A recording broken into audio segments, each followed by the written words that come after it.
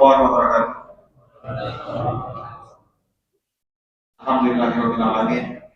Wassalatu wassalamu ala Rasulillah wa ala alihi washabihi ajma'in.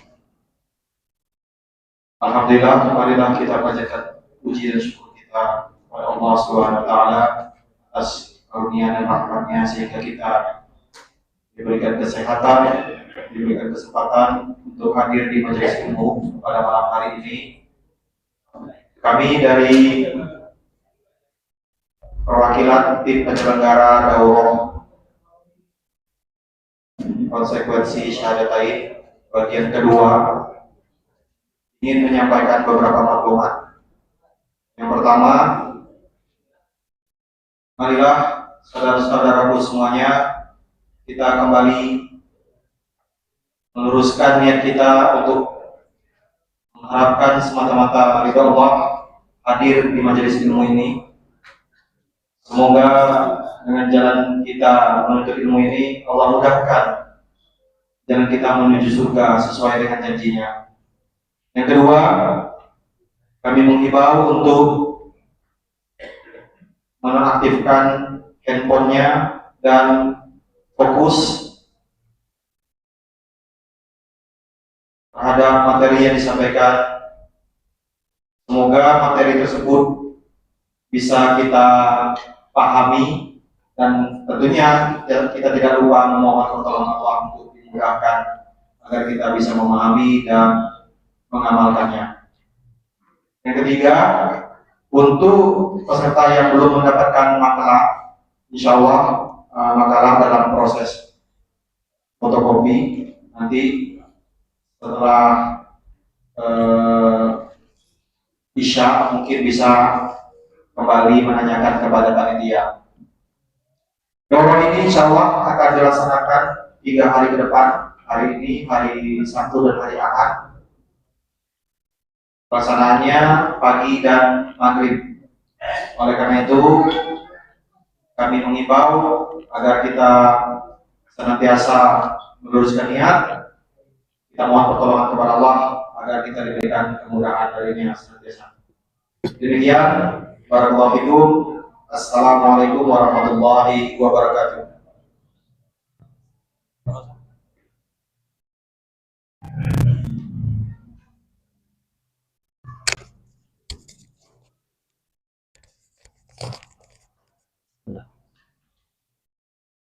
Assalamualaikum warahmatullahi wabarakatuh.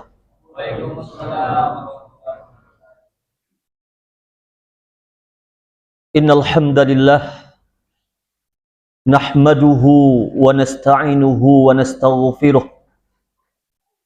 wa na'udzu billahi min syururi anfusina wa min sayyiati a'malina. May yahdihillahu fala mudilla lahu wa may yudlil fala hadiya lahu.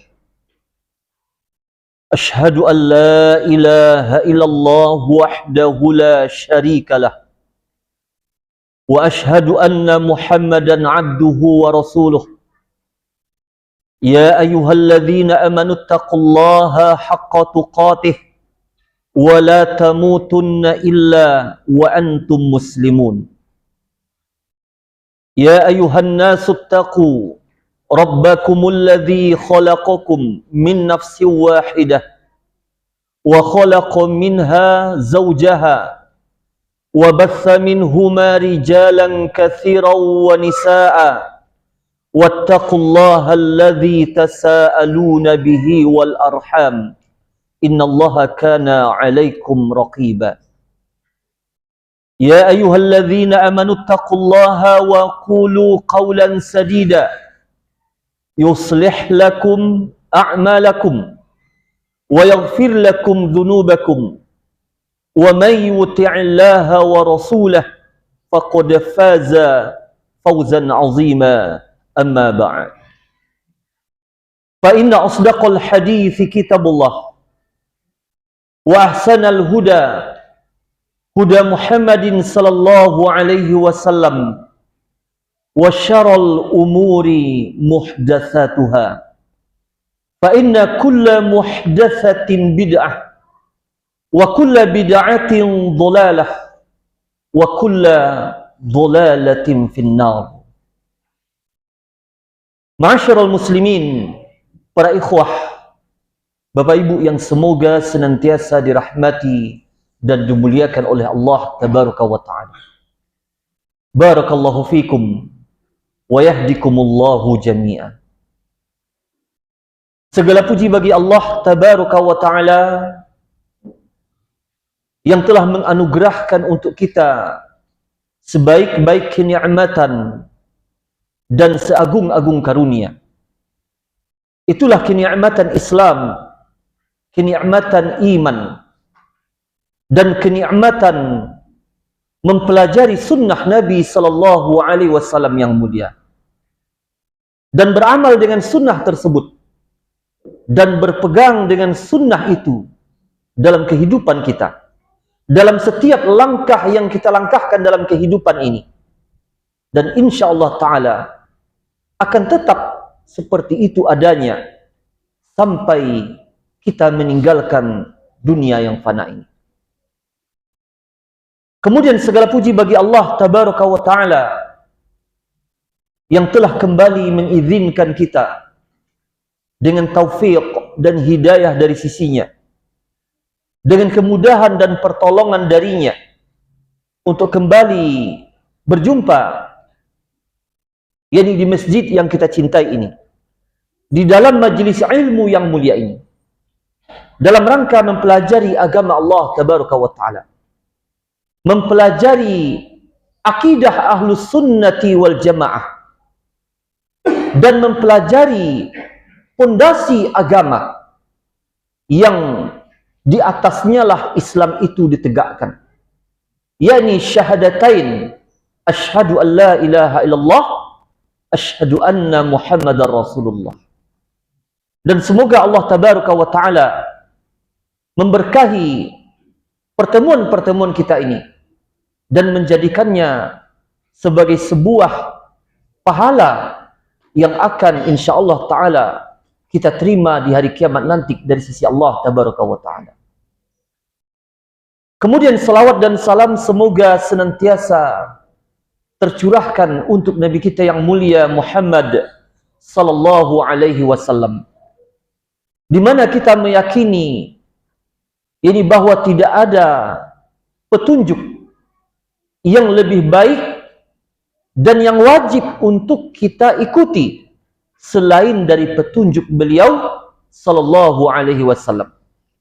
Sebagaimana kita meyakini pula bahwa setiap petunjuk dan setiap pedoman yang bukan datang dari sisi Nabi sallallahu alaihi wasallam, maka itu bukanlah jalan yang menyampaikan kepada syurga. Maka itu bukanlah jalan yang akan mengantarkan kepada keridhaan Allah. Karena satu-satunya jalan yang menyampaikan kepada syurganya Allah, kepada keridhaan Allah tabaraka wa ta'ala, adalah jalan yang telah dibentangkan oleh Nabi sallallahu alaihi wasallam, yang berada di atasnya yakni para sahabat ridwanullahi alaihim ajma'in. Itulah sunnah beliau yang mulia, dan itulah dia Islam yang sahih sebagaimana yang difahami, diamalkan oleh Nabi sallallahu alaihi wasallam bersama para sahabatnya. Semoga Allah tabaraka wa ta'ala melimpahkan untuk beliau salawat dan salam yang sempurna. Allahumma salli wa sallim ala nabiyina Muhammad wa ala alihi wa ashabihi wa ala man saru ala nahjihi wa tamassaka bi sunnatihi ila yaumiddin.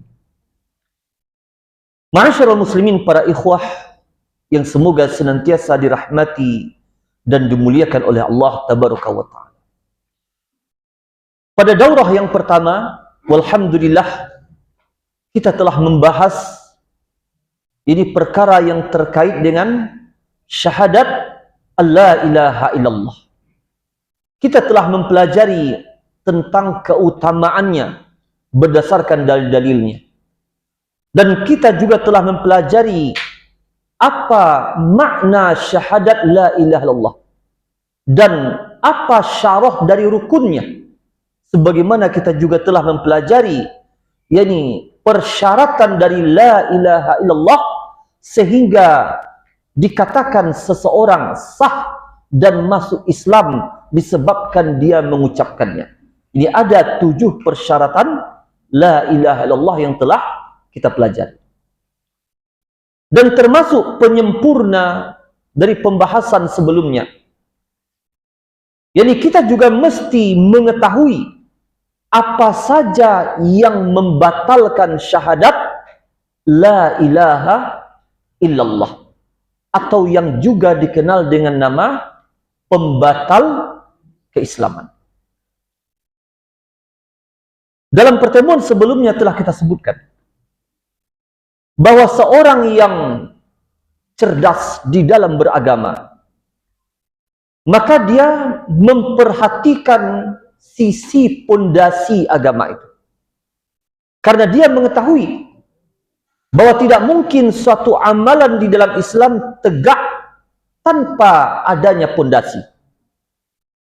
Ini sebagaimana bangunan fisik ini, masjid ini misalnya, tidak mungkin dia tegak kecuali di atas pondasi.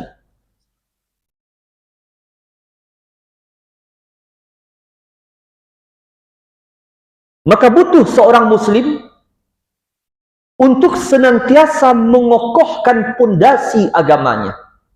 Dan pondasi itu adalah syahadatain, asyhadu an la ilaha illallah, asyhadu anna Muhammadar Rasulullah.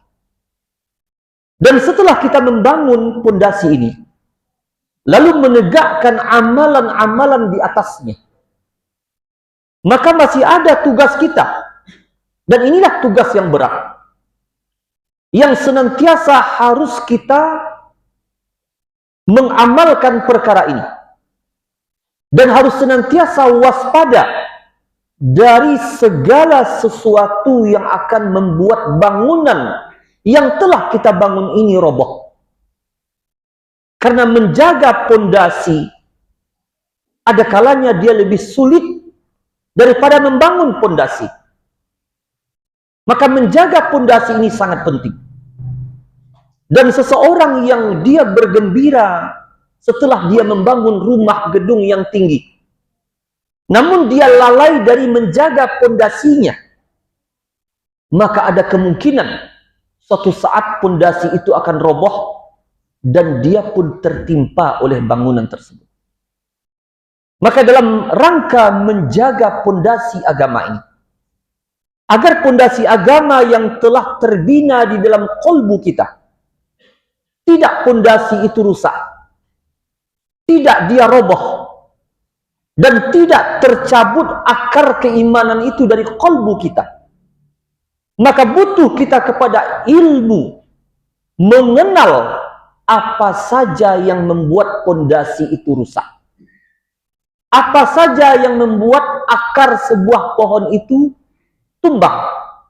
Maka ini ilmu yang sangat penting setelah kita membangun pondasi agama.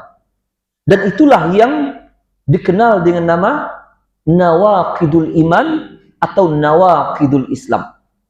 Itu mengenal tentang pembatal-pembatal keimanan, pembatal-pembatal keislaman.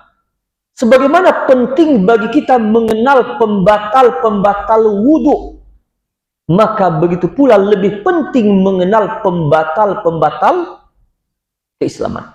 Orang yang tidak mengenal pembatal wudhu, maka boleh jadi terjadi sesuatu padanya yang menyebabkan batal wudhunya, namun dia tidak berilmu tentang itu. Misalnya dia tidak tahu bahwasanya kentut membatalkan wudhu, lalu dia terkentut, kemudian dia sholat dalam keadaan tidak mengulang wudhunya, maka tentu sholatnya tidak sah. Maka demikian pula sangat mungkin terjadi pada diri seorang muslim, apalagi di zaman ini, terjadi padanya pembatal syahadat la ilaha illallah. Dia tidak menyadari bahwa sesungguhnya pondasi agamanya telah roboh, sedangkan dia tidak mengetahuinya, dan dia menyangka dia masih muslim padahal keislamannya telah batal ketika dia melakukan apa yang dinamakan dengan pembatal keislaman. Maka ini merupakan ilmu yang sangat penting. Dan sebelum kita masuk secara ringkas, kita bahas secara ringkas, karena mungkin Ustaz Abu Faruk telah sering mengulang-ulang tentang pembatal keislaman. Dan sebelum kita masuk, perlu kita garis bawahi bahwa ketika kita mengkaji pembatal keislaman, bukan tujuannya mengkafirkan pelakunya.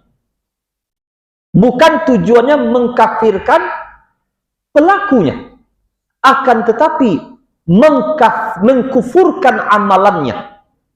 Tujuannya agar kita mengenal mana amalan perbuatan yang membawa kepada kekufuran. Bukan untuk mengkafirkan pelakunya.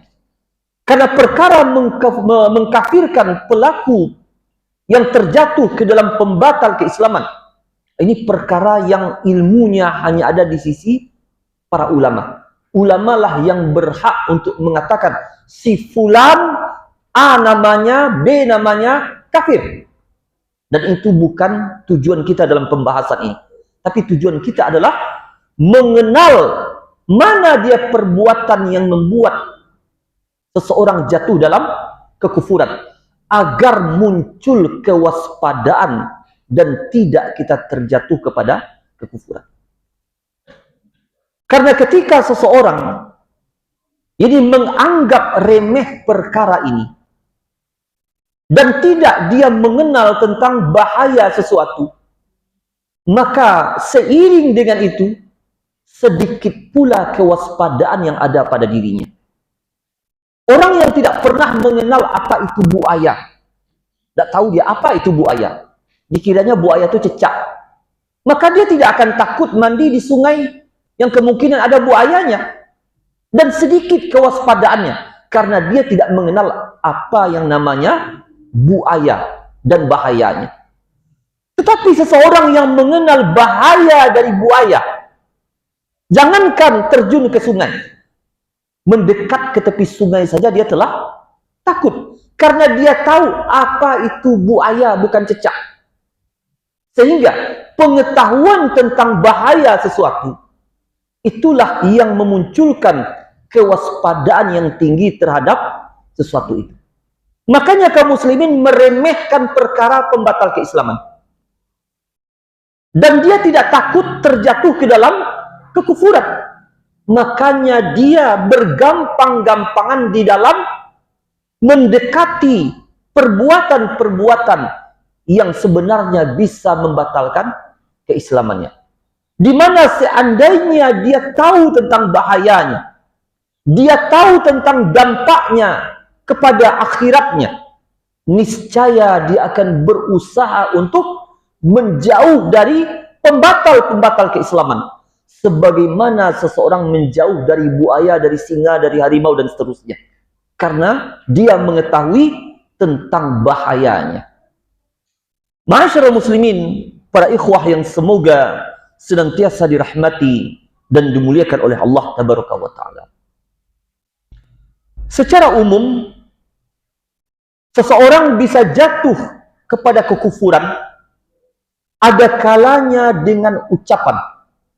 Ada kalanya dengan ucapan. Di mana keluar dari lisannya ucapan yang mengandung makna kufur. Sebagaimana Allah Ta'ala berfirman dalam surat At-Taubah ayat 74, وَلَقَدْ قَالُوا كَلِمَةَ الْكُفْرِ وَكَفَرُوا بَعْدَ إِسْلَامِهِمْ. Dan sungguh mereka telah mengucapkan kalimat kufur, yaitu kata-kata yang membawa konsekuensi dia jatuh dalam kekufuran. وَكَفَرُوا بَعْدَ إِسْلَامِهِمْ. Dan mereka pun kafir setelah Islam. Maka ini banyak terjadi di tengah-tengah kaum muslimin. Jadi tanpa sengaja dia mengucapkan kata-kata kufur yang dia anggap itu perkara yang remeh. Padahal sebenarnya itu perkara yang besar, yang bisa menyebabkan dia jatuh ke dalam kekufuran. Atau ada kalanya seseorang jatuh ke dalam kekufuran dengan perbuatan. Ini seseorang yang melakukan satu perbuatan yang dianggap kufur atau syirkul akbar, seperti dia menyembelih untuk selain Allah, maka bisa seseorang jatuh ke dalam kekufuran disebabkan perbuatan ini. Atau seseorang jatuh dalam kekufuran dengan sebab i'tiqad, keyakinan kufur yang ada dalam kalbunya. Dan ini juga tidak kalah bahayanya. Dia tidak mengucapkan apapun, tidak lahir dari lisannya satu huruf pun yang diucapkan, dan juga tidak keluar dari anggota badannya satu perbuatan kufur pun, tapi dia bisa jatuh ke dalam kufur dan dia kafir di sisi Allah Tabaraka wa Ta'ala. Kapan itu? Ketika ada dalam kalbunya, dan Allah lah yang maha tahu, suatu keyakinan yang membatalkan syahadat la ilaha illallah. Seperti seseorang yang memiliki keyakinan apa yang dinamakan dengan wihdatul adyan, atau bahasa lainnya pluralisme, di mana ada dalam kalbunya sebenarnya semua agama ini sama saja, semuanya mencari kebenaran. Dan saya yakin Hindu itu baik juga, Buddha itu baik juga, Konghucu baik juga, sama dengan Islam. Itu ada dalam kalbunya, maka sungguh dia telah jatuh dalam kekufuran, walaupun tidak dia ucapkan dengan lisan. Atau keyakinan dalam bentuk misalnya wahdatul wujud, yakni seseorang memiliki keyakinan bahwa makhluk bersatu dengan zat Allah.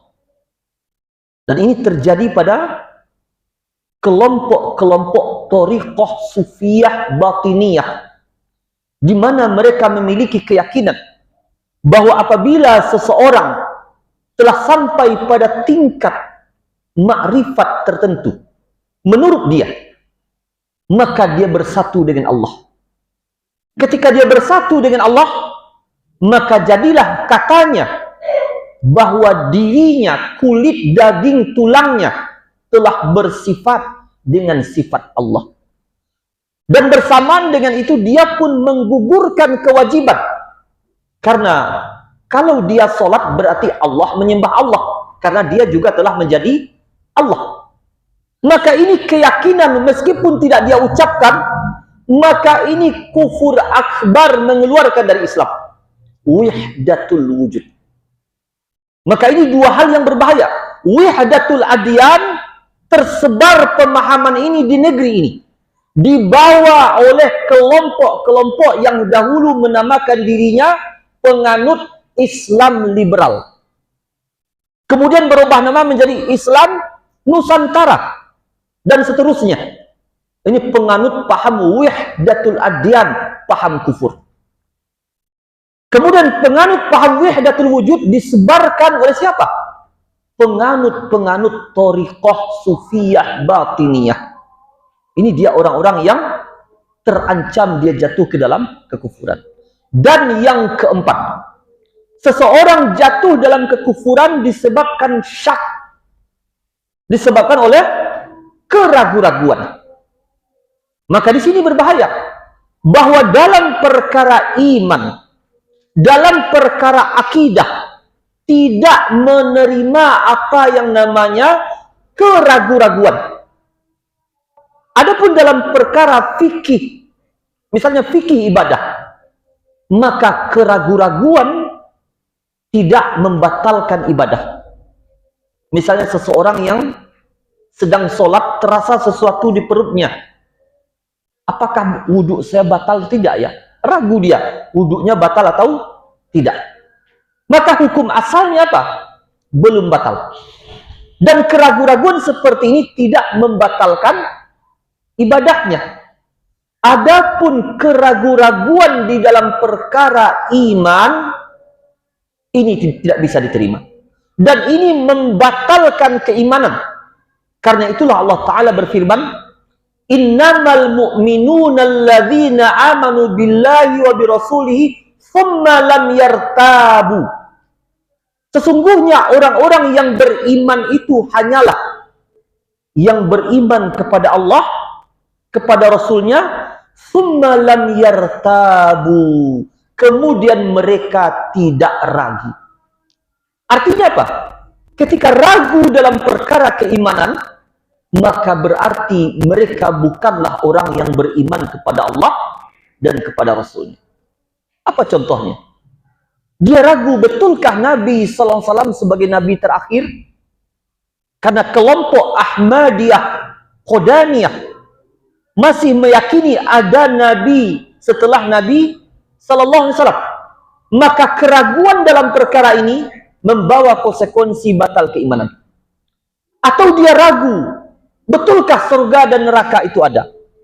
Betulkah Al-Quran ini adalah kalamullah? Dan seterusnya. Dari keraguan-keraguan yang terkait dengan perkara akidah.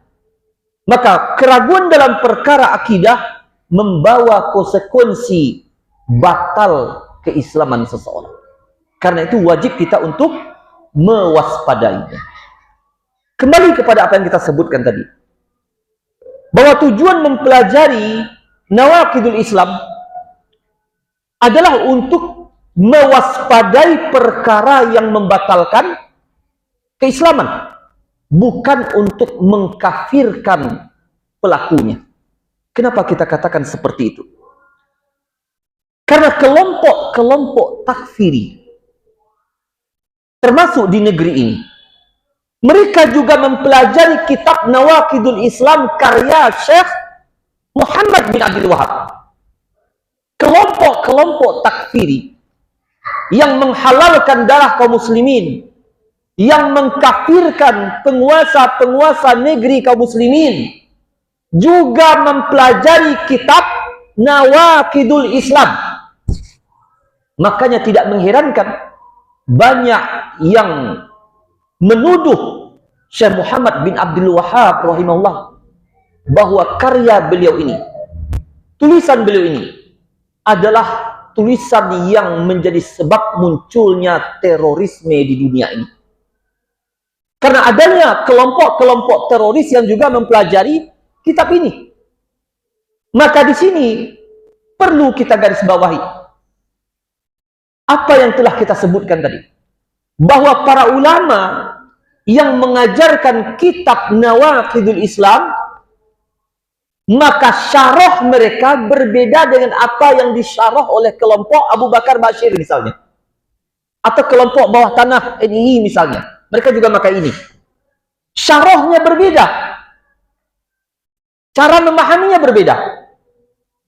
Karena ulama sunnah memahami dan mensyarah kitab Nawaqidul Islam sebagaimana yang dimaksud oleh penulisnya. Yang dimaksud oleh penulisnya adalah bukan untuk mengkafirkan, bukan untuk menghalalkan darah kaum muslimin, tapi agar kaum muslimin terjauh dari perkara-perkara yang membatalkan keimanannya. Makanya para ulama sebelum mengajarkan kitab ini, mereka mengajarkan dahulu apa yang dinamakan dengan mawani'ut takfir, penghalang-penghalang seseorang untuk dikafirkan. Apa artinya? Boleh jadi seseorang jatuh ke dalam pembatal keislaman. Dia melakukan perbuatan kufur, ya. Tapi apakah dianya langsung dikatakan kafir? Tidak. Kenapa? Karena ada pada dirinya mawani'ut takfir, penghalang-penghalang yang menyebabkan dia tidak bisa dikafirkan. Karena adanya penghalang ini, di mana baru seseorang bisa dikatakan engkau kafir ketika seluruh penghalang ini telah hilang dari dirinya. Saya sebutkan secara ringkas. Apa itu penghalang? Di antara penghalang seseorang dikafirkan, yang pertama adalah kejahilan, kebodohan. Seseorang yang jahil, yang bodoh tentang hukum syar'i, lalu dia melakukan perbuatan yang membawa konsekuensi kufur, atau mengucapkan perkataan yang membawa konsekuensi kufur, maka tidak langsung dia dikafirkan. Karena ada penghalangnya, yakni kejahilan, ketidaktahuan. Kita beri contoh sederhana. Si A kemarin dia Nasrani. Kemarin baru dia Nasrani. Hari ini dia masuk ke dalam Islam. Besok kita tanya dia, Pak, solat itu wajib tidak? Oh, solat tidak wajib katanya. Kita kafirkan dia. Dia baru saja kemarin keluar dari kekufuran. Hari ini kita kafirkan lagi dia. Karena apa? Karena dia belum tahu apa itu solat. Dan dia menjawab tidak wajib katanya. Karena dia baru masuk Islam kemarin. Dia jahil tentang perkara wajibnya solat. Maka orang yang jahil tidak dia dikafirkan sampai ditegakkan hujah atasnya. Dijelaskan, diterangkan dengan dalil-dalilnya. Ini diantara penghalang seseorang dikafirkan. Allah Ta'ala berfirman, wa ma kunna mu'adzibina hatta nab'atha rasula. Tidak kami akan mengazab suatu kaum sampai kami utus seorang rasul kepada mereka. Menunjukkan apa? Selama ilmu belum sampai kepada mereka, lalu mereka melakukan perbuatan kufur, maka tidak mereka dikafirkan. Karena ilmu itu yang belum sampai kepada mereka. Adapun perincian tentang uzur kejahilan, ini mungkin dibahas di tempat yang lain, karena ini banyak pula perinciannya. Kemudian yang kedua, yang menghalangi seseorang untuk dikafirkan adalah al-khata', yakni dia bukanlah orang yang sengaja untuk melakukan perbuatan kufur itu. Namun konsekuensi menghendaki dia jatuh ke dalam perbuatan kufur itu. Tapi bukanlah itu yang dia maksud. Maka yang seperti ini namanya al-khata'. Sedangkan al-khata', keliru, tersalah yang datang dari umat ini, maka dia termasuk perkara yang dimaafkan. Apa contohnya? Seseorang yang dia berniat, misalnya dalam perkara yang lainnya, dia berniat untuk menembak burung. Yang ditembak apa? Burung. Tatkala dia letuskan bedilnya, muncullah seseorang di balik semak-semak dan kena orang itu mati. Bisakah kita katakan engkau adalah pembunuh dan engkau harus dikisos? Tidak, karena itu tidak sengaja. Makanya Allah Ta'ala berfirman, laisa alaikum junahun fima akhta'tum. Tidak ada dosa bagi kalian dalam apa yang kalian akhta', tersalah. Bukan disengaja. Walakin ma ta'ammadat qulubukum. Tapi yang dosa itu adalah apa yang disengaja oleh hati kalian. Maka seseorang yang secara keliru dan bukanlah itu yang dia maksud, maka tidak dikatakan dia langsung sebagai orang yang telah kafir. Disebutkan dalam hadis Nabi SAW, seseorang yang pergi safar membawa unta dan perbekalannya. Kemudian unta dan yang membawa perbekalannya ini hilang. Tidak lagi ditemukan. Dan kita mengetahui kalau seseorang di gurun pasir kehilangan untanya, ini bisa sama dengan mati.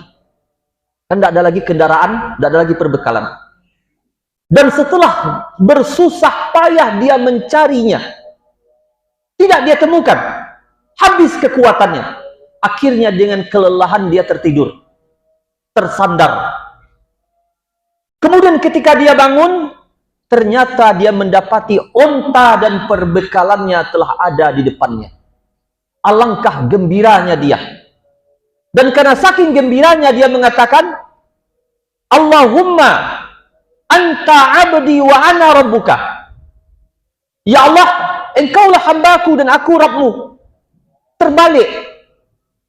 Bukan itu yang dia maksud. Sebenarnya dia ingin mengatakan, Allahumma anta Rabbi wa ana abduka. Engkaulah Rabbku, sedangkan aku adalah hambamu. Tapi karena saking gembiranya terbalik. Yalah, engkaulah hambaku, aku Rabbmu. Maka ini kalimatnya kufur. Kalimatnya, teks kalimatnya kufur. Tapi tidak kita katakan engkau telah kafir. Tidak. Karena akhta, dia tersalah, dia kalau tidak disengaja. Gimana? Ya, kita salat dulu. Ya. Baik, insyaallah kita pending sebentar. Wassallallahu ala nabiyina Muhammad wa ala alihi washabbihi wasallam. Subhanakallahumma bihamdika asyhadu an la ilaha illa anta astaghfiruka wa atubu ilaik. Assalamualaikum warahmatullahi wabarakatuh.